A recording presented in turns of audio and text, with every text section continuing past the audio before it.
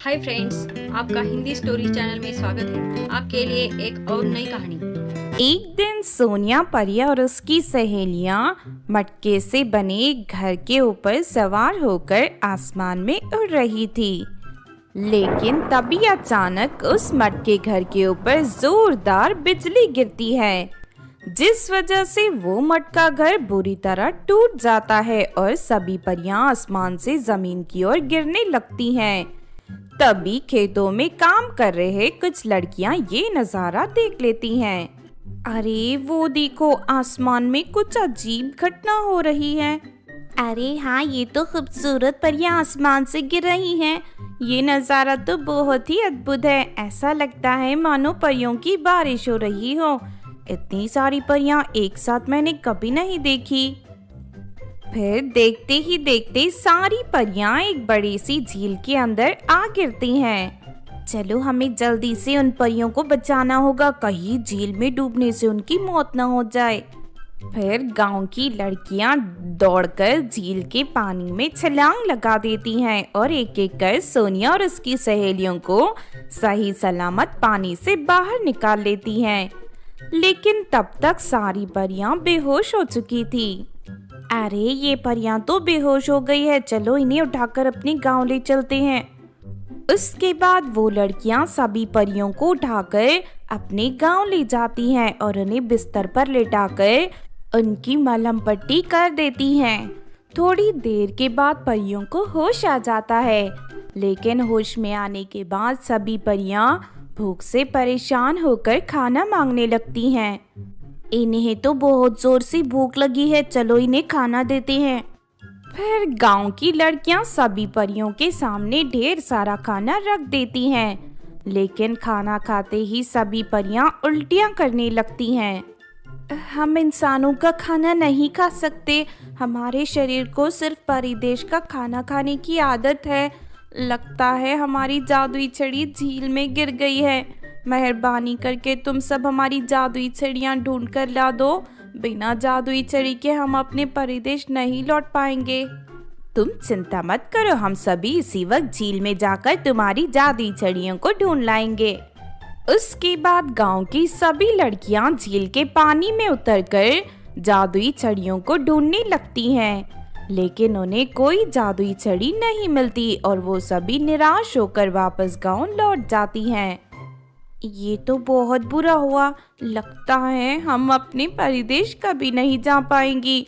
और दूसरी तरफ यहाँ का खाना भी हमें हजम नहीं हो रहा, इस तरह हम ज्यादा दिन जिंदा नहीं रह सकती। फिर सभी परियां अपनी बुरी किस्मत पर दुखी होकर रोने लगती हैं। लेकिन तभी अचानक गांव में एक विशाल रूप धारण की जादूगरनी प्रकट हो जाती है। इस जादूगरनी का इतना बड़ा डरावना रूप देख सभी गांव वाले घबरा जाते हैं। उस जादूगरनी के हाथ में एक बहुत बड़ी चमकदार जादुई छड़ी मौजूद थी। कहाँ है वो परियां? जल्दी से उन परियों को मेरे हवाले कर दो, वरना मैं इस पूरे गांव को जलाकर राख कर दूंगी। ये सुनकर सोनिया परी अपनी सहेलियों के साथ दौड़ती हुई घर से बाहर निकल आती है। अरे तू कौन है और हमसे क्या चाहती है?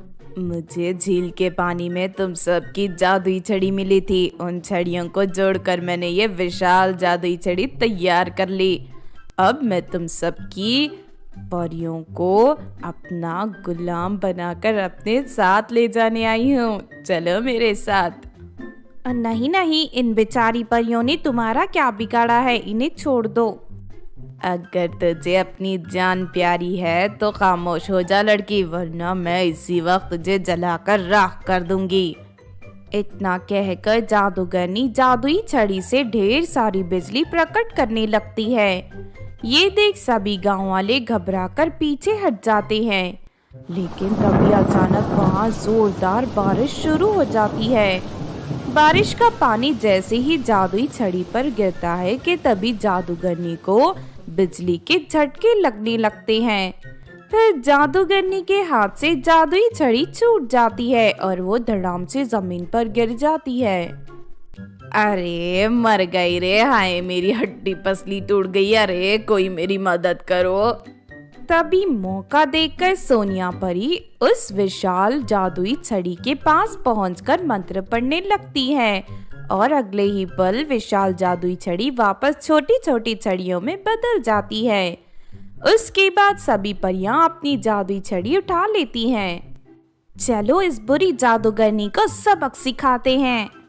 फिर वो सभी परियां जादूगरनी के शरीर पर एक बड़ा पत्थर बांध देती हैं और अपनी जादुई शक्ति से उसे हवा में उड़ाती हुई झील के पानी में फेंक देती हैं। पानी में डूबने से जादूगरनी की मौके पर ही मौत हो जाती है। इसके बाद सभी परियां गांव वालों का शुक्रिया अदा कर उन्हें इनाम के तौर पर ढेर सारे सोने के सिक्के देकर वापस अपने परिदेश लौट जाती हैं। एक दिन सीता अपने घर के वरांडे में बैठकर चावल चुन रही थी।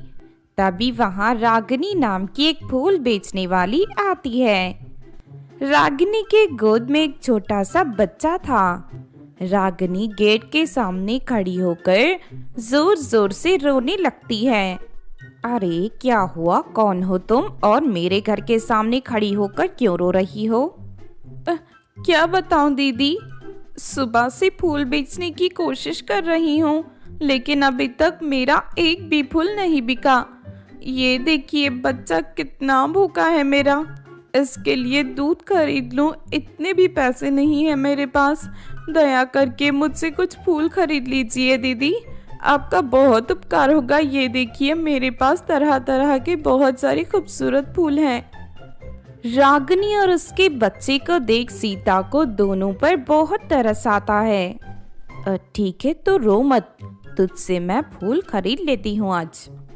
उसके बाद सीता रागिनी को अपने घर के अंदर बुला लेती है और उसके बच्चे के लिए थोड़ा सा दूध दे देती है। ये देखिए दीदी, मेरे पास गुलाब, चमेली, सब तरह के फूल हैं। जरा इन फूलों की खुशबू सूंघकर देखिए, बहुत अच्छी खुशबू है।